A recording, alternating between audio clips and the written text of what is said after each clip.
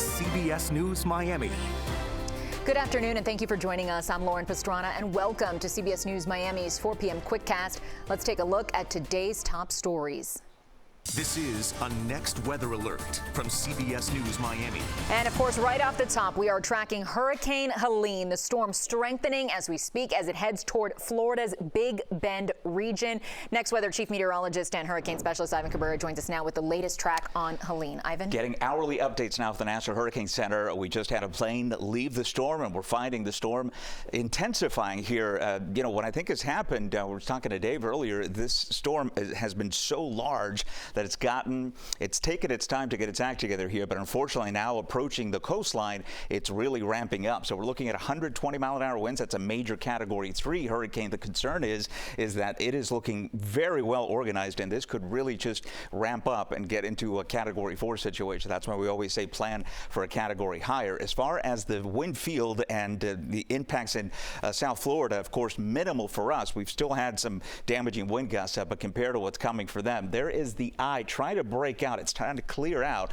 and when you see that, that is definitely a sign of strengthening here. There's the plane leaving, and it found some significant winds, which is why this is now a Cat 3, and it continues heading up towards the north. Important to note, though, the hurricane force winds don't extend out for like hundreds of miles, right? It's only about 40, 50 miles, and so this is why Tampa, Fort Myers, still getting into that 40 to 50 mile an hour range. As this approaches the Panhandle, though, in the Big Bend, that's when things really ramp up in both wind, and of course the wind is pushing the Gulf of Mexico inland over the next several hours. Back home here, we had a couple of bands that moved through. When they move through, the winds really pick up, 40, 50 mile an hour wind gusts. I've seen wind gusts as high as 64 at the Fort Lauderdale airport. That's a damaging wind gust. We've had reports of, shingles being blown off of rooftops there, Miami shores.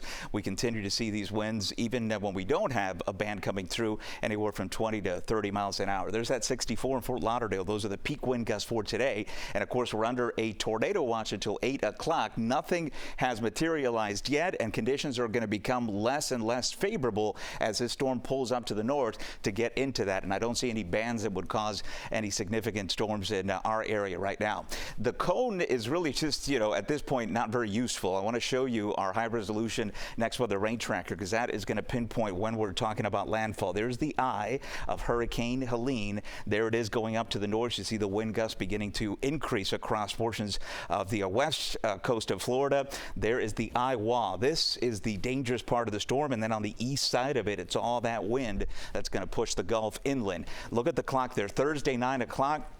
About as bad as it's getting between 9 and 11. And according to our model here, that would be a landfall sometime between 11 and 11:30 p.m. And then, of course, things will begin to wind down as far as the storm surge threat, but they're still going to be dealing with torrential rain and, of course, that very strong wind. For us, there is the rest of the evening, 30, 40 mile an hour wind gusts. But notice around 9 o'clock, we get another band that begins to push in. That may hold together and get us here with some very gusty winds and locally heavy downpours again. So recapping, the tropical storm warning still in effect, but I think after 9, 10 o'clock, we're going to be in much better shape. And for tomorrow, we have lifted the next weather alert as things will begin to improve markedly for the day. Now, we're still going to be breezy. We're going to still have a few showers and thunderstorms with that trail of moisture, but then we are done with it. In fact, look at the rain chances here, about as low and about as consecutive low rain chances we've had in quite some time. A huge drying trend and a big heat situation coming up for us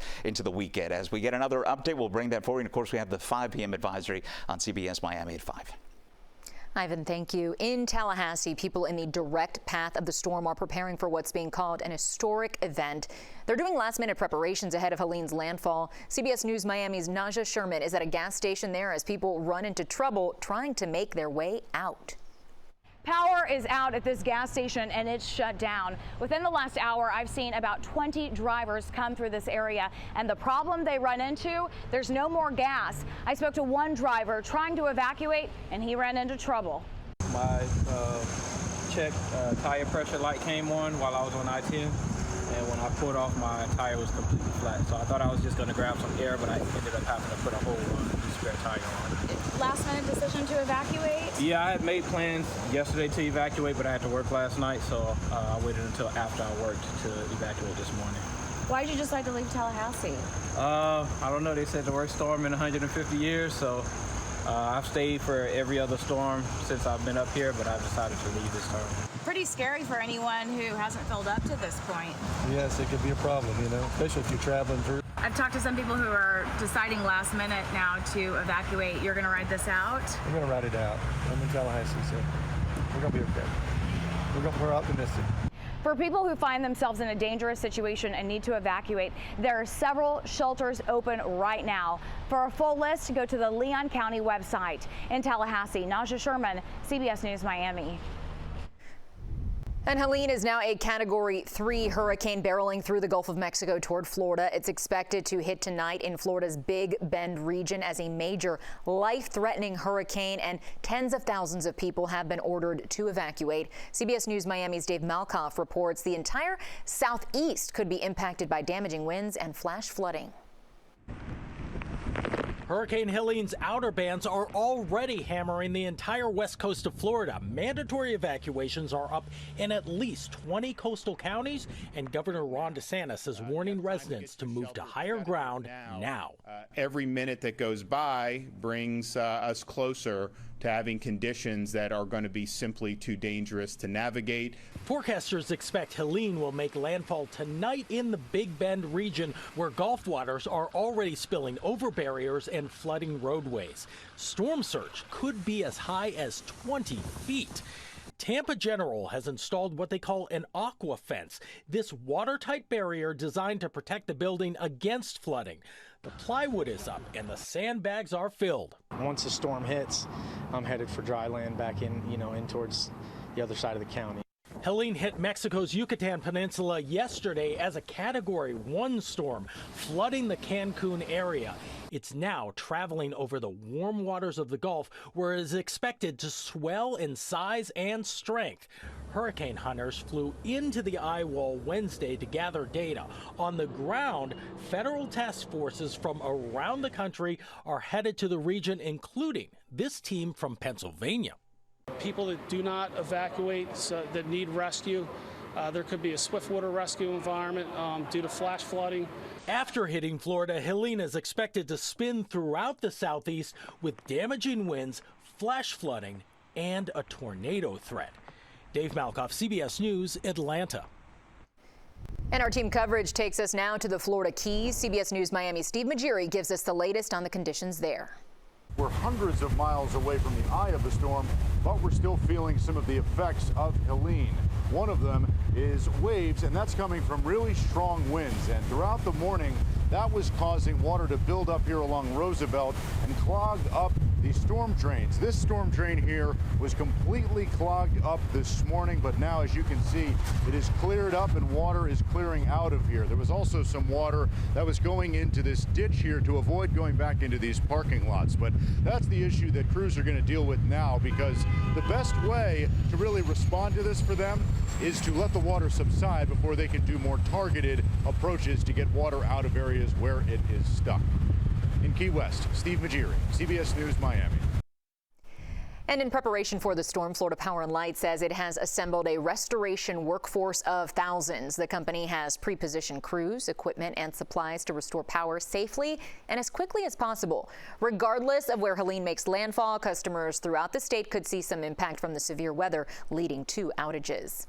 And more of our coverage tracking Helene loading up to help, what Neighbors for Neighbors and a local organization are doing to help those in the storm zone when we come back.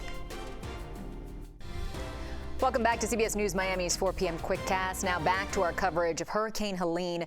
Neighbors for Neighbors is teaming up with a local organization to help those who may be impacted by the storm. CBS News Miami's Morgan Reiner reports from Doral. Global empowerment mission based out of Doral. It's a center of rescue logistics for the entire world. Wasted no time. As soon as the storm popped up on the radar, volunteers started packing boxes of necessities for families. GEM has this down to a science. They have a huge a group of volunteers and donors and participants that make it possible for them to deploy not just here at home and in Florida, but around the world. GEM is partnering with Neighbors for Neighbors, an organization that emerged after Hurricane Andrew wiped out parts of South Florida in 1992. Neighbors is going to work long term. So what happens after the storm? After the cavalries, the FEMAs, the Red Crosses of the world come in and help people literally get safe, then what do? Are they insured? Are they uninsured? And if they're uninsured, how will they get help? So we'll team up with local organizations like probably Rebuilding Together that have, area offices in those counties and help them get materials, supplies, and even funding to serve those families. And that was CBS News Miami's Morgan Reiner reporting. Now to a developing story. New York City Mayor Eric Adams has been indicted on 5 federal corruption charges. They include bribery, wire fraud, and solicitation of a contribution by a foreign national.